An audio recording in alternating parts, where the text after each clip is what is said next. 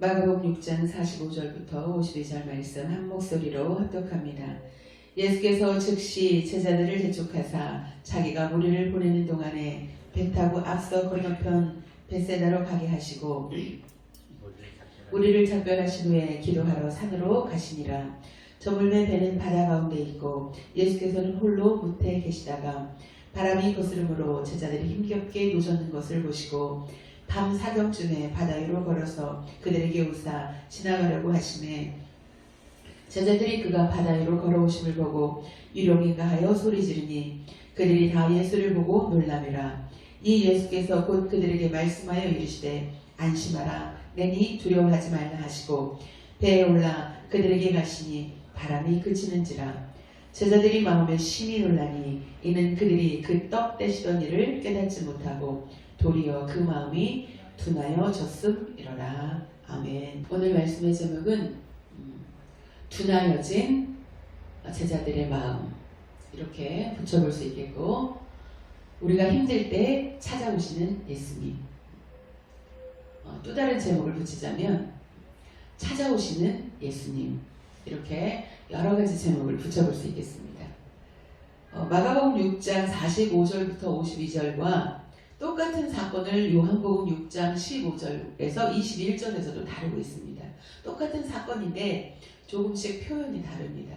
그래서 오늘은 마가복음 6장 45절에서 52절과 요한복음 6장 15절에서 21절까지 같은 사건인데 조금씩 표현이 다른 이 두 복음서에 기록된 그 말씀을 통해서 서로 비교해가면서 서로 보완해가면서 말씀을 찾아가면서 이 말씀 속에서 우리가 얻어야 될 교훈과 이 말씀 속에서 하나님께서 예수님께서 우리들에게 주시는 그 의미가 무엇인가를 깨닫고자 합니다. 자, 이 마가복음 6장과 요한복음 6장 이전에 이 앞절까지 어떤 사건이 지금 기록되냐면 오병이어 기적 사건이 나와 있습니다.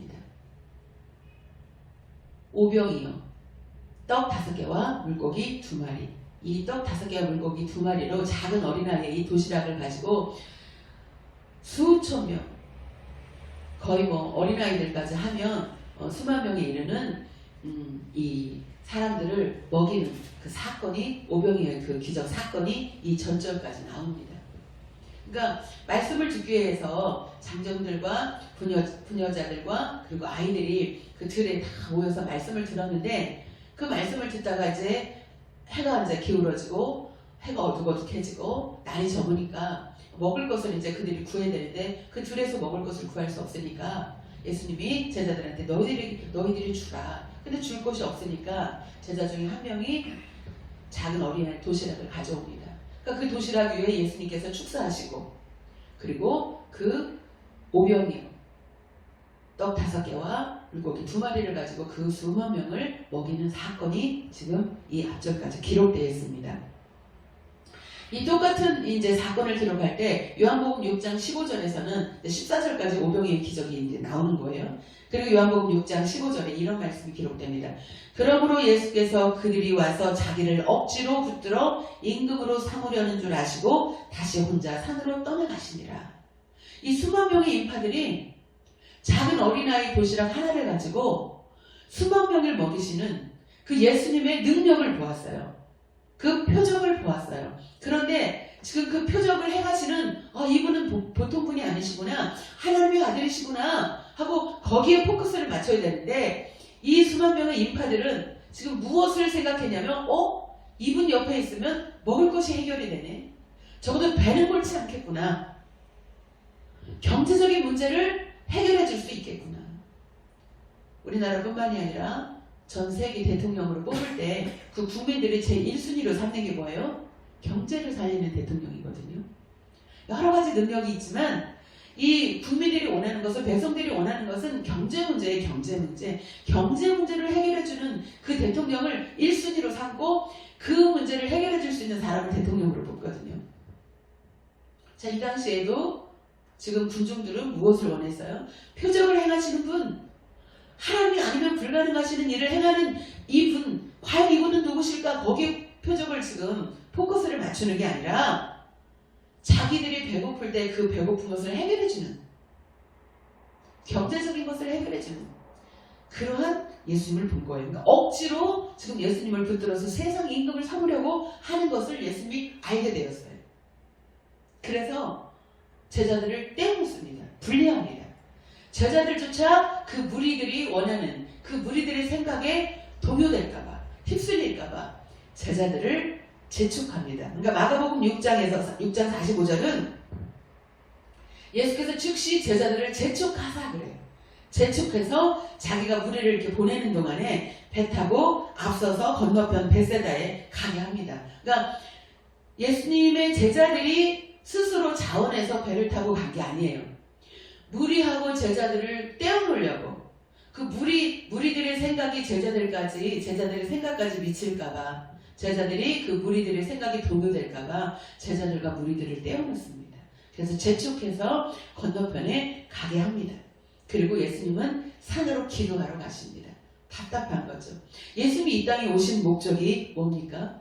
우리들의 배를 불려주기 위해서, 우리들이 사업이 잘 되게 하기 위해서, 우리들이 어떤 그 인생의 그 문제, 질병의 문제, 사업의 문제, 뭐 이런 우리 육적인 문제를 해결해 주기 위해서 오신 분이 아니거든요. 물론 그것도 예수님이 주십니다.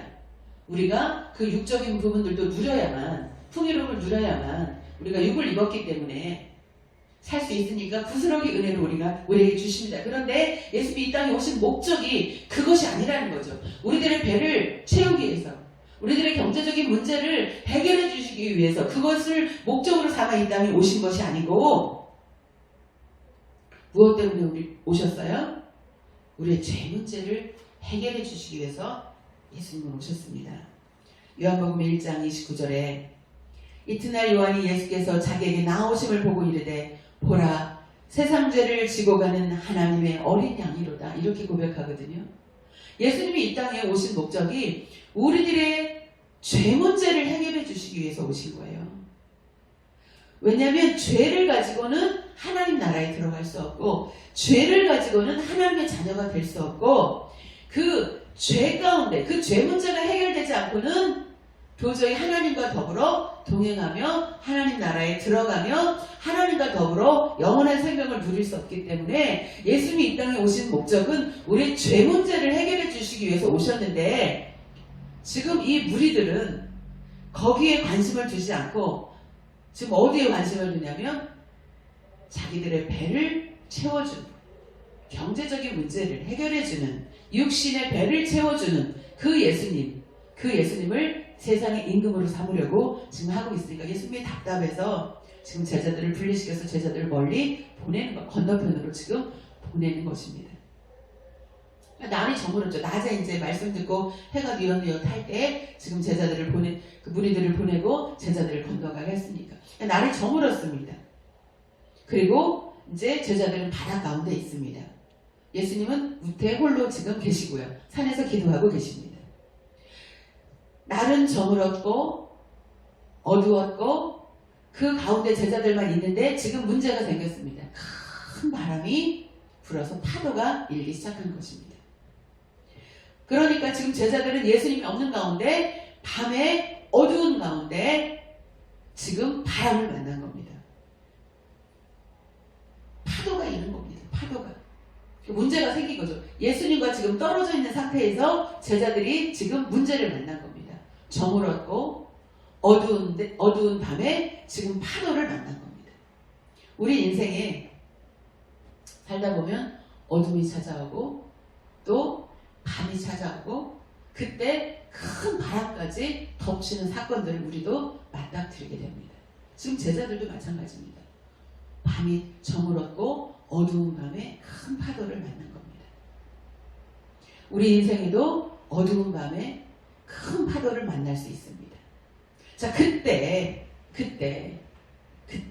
예수님이 그것을 아셨습니다. 자, 48절 마가복음 6장 48절에 바람이 거스름으로 제자들이 힘겹게 노젓는 것을 보시고 지금 떨어져 있는데 예수님은 영으로 아는 거예요. 영으로 아시는 거예요. 제자들이 바람을 만났다는 거, 어려움을 겪고 있다는 거, 힘겹게 노젓는 것을 지금 그 파도와 싸우고 있다는 것을 예수님이 아신 거예요. 자, 우리가 인생에 어려움을 만나서 밤에 날이 저물어 어두운 밤에 큰 파도를 만나서 힘겨운 그런 싸움을 지금 싸우고 있는 것을 누구는 아시냐면 예수님은 아시는 거예요. 지금 제자들이 그랬거든요. 예수님과 떨어져서 저물어서 어두운 밤에 큰 파도를 만나서 힘겹게 지금 노젓고 있는 그 상태를 지금 맞이한 거거든요. 우리 인생에도 이와 같은 상태가 많죠. 그것을 누가 보시냐면 지금 예수님이 보신 거예요. 여기서 보시고 그래요. 마가복음 6장 48절에 노젓는 것을 보시고 떨어져 있지만 예수님은 보시는 거예요. 우리의 마음의 고통을, 우리의 눈물을, 우리가 지금 인생 가운데 어려움을 만난 것을 예수님은 보시는 거예요. 그리고 밤 사경쯤에 바다 위로 걸어서 그들에게 오사 지나가려고 하시니. 요한복음 6장은 이렇게 표현되어 있습니다. 제자들이 노를 저어 10여리쯤 가다가 예수께서 바다 위로 걸어 배에 가까이 오심을 보고 두려워하거늘. 요한복음에는 두려워하거늘 이렇게 표현되어 있거든요. 자, 마가복음 6장 49절에는 이렇게 표현되어 있어요. 제자들이 그가 바다 위로 걸어오심을 보고 유령인가 하여 소리 지르니 이렇게 표현되어 있어요. 그러니까 똑같은 사건인데 요한복음에는 두려워했다. 제자들이 두려워한 거예요. 두려워했어. 바다 위로 누군가 걸어오니까 두려워했어. 근데 왜 두려워했느냐? 그걸 보완해서 마가복음 6장 49절에는 유령인가 하여 소리 지른 거예요. 그러니까 바다 위로 누군가 걸어오는데 그 누군가가 사람으로 여기지 않고 유령이라고 생각한 거예요. 유령이라고 생각해서 소리를 지른 거예요. 그러니까 그들의 지금 마음이 두려운 거죠. 소리를 막 지른 거예요. 지금 파도와 힘겹게 싸우고 있는데 바다 위로 누군가 걸어오니까 제자들이 유령이 걸어오는 줄 알고 막 소리를 지르면서 두려워서 그렇게 소리를 지르는 그 상황 가운데 있는 겁니다. 우리가 인생의 어려움을 만나는데 질병을 만날 수도 있고 또 여러 가지 사회의 문제가 안 될 수도 있고 직장 문제가 또 어려움을 만날 수도 있고 사람과 사람과의 관계에 있어서 어려움을 만날 수도 있고 자녀 문제로 인해서 부모 형제 문제로 인해서 여러 가지 인생 가운데 어려움을 만날 수 있습니다. 그럼 우리가 인생의 어려움을 만날 때 예수님은 우리를 보고 계십니다. 예수님이 지금 이 제자들을 보고 계신 것처럼 예수님이 우리들의 마음을 보고 계시고 우리들의 인생의 어려움 만난 그 상황을 보고 계십니다. 그 환경을 예수님이 보고 계십니다. 그리고 찾아오십니다. 이 제자들을 찾아오신 것처럼 너무 급하니까 예수님이 지금 바다 위를 걸어서 찾아오십니다. 우리를 어려움을 만난 우리 인생에도 예수님이 찾아오십니다. 찾아오셔서 지금 뭐라고 말씀하시냐? 내니 두려워하지 말라 이렇게 얘기하십니다. 저물어서 어두운 밤에 큰 파도를 만난 제자들, 그들에게 예수님이 찾아오셔서 지금 뭐라고 얘기하시냐면 내니 두려워 말라. 두려워하는 바람을 만나서 파도를 만나서 힘겹게 노를 젓는 제자들, 어떻게 할 줄 모르고 어디로 가야 할 줄 모르고 방황하고 있는 그 제자들, 그들에게 예수님이 찾아오셔서 지금 뭐라고 얘기하시냐? 내니 두려워 말라. 여기서 내니는 누구예요? 전능하신 하나님의 아들. 베드로가 고백했잖아요. 주는 그리스도시요 살아계신 하나님의 아들이십니다. 이렇게 고백했거든요. 하나님의 아들, 전능하신 하나님의 아들, 모든 것이 가능한 하나님의 아들. 내니 나는 하나님의 아들이야. 내니 나는 창조자야. 나는 너희들을 만든 자야. 나는 이 문제를 해결할 수 있는 자야. 그 내니라는 단어 속에 다 포함이 돼. 나는 창세기 1장 1절에 나온 나는 태초부터 있는 너희를 만든 너의 문제를 해결해 줄 수 있는 그런 나야. 나는 하나님의 아들이야. 나는 빛이야. 나는 생명이야. 그 내니 속에 다 포함되지. 내니 나야. 내니 두려워 말라. 내가 왔잖아. 내가 너희들한테 왔어. 제자들에게 지금 하시는 말씀. 지금 예수님이 우리들에게 하시는 말씀. 나야. 내가 너와 함께 있어. 내가 너와 함께 할 거야. 내니 두려워 말라. 이렇게 말씀하십니다. 예수님이 말씀하시는 거예요. 제자들 앞에 당황해하는 어쩔 줄 몰라 하는 그 제자들 앞에 내니 두려워 말라. 예수님이 우리한테도 오셔서 우리 환경을 아십니다. 앞으로도 갈 수 없고 뒤로도 갈 수 없고 여러 가지 어려움을 만난 고민할 수밖에 없는 어려운 가운데 처해 있는 우리 환경 가운데 예수님이 오셔서 내니 두려워 말라 이렇게 말씀하십니다. 또 요한복음 6장 이제 21절에 이렇게 표현되어 있습니다. 이에 기뻐서 배로 영접하니 배는 곧 그들이 가려던 땅에 이르렀더라. 예수님이라는 소리, 내니 두려워 말라, 그 소리를 제자들이 듣습니다. 주님의 음성을 들은 거죠. 그리고 그들은 너무 기뻐가지고 배로 영접합니다. 그리고 나서 그 배는 어디로 갑니까? 그들이 가려던 땅에 이르게 됩니다. 예수님이 오시고 나서야 비로소 가려고 하던 그 땅에 이르게 된 거예요. 그러니까 예수님이 찾아오지 않으시면 제자들은 여전히 방황 가운데 있는 거죠. 혼란 가운데 있는 거죠. 어두운 밤에 파도를 만나서 힘든 가운데 헤매고 있고 가려던 땅으로 도착이 안 되는 거죠. 배가 뒤집어질 수도 있고 거기서 죽을 수도 있거든요.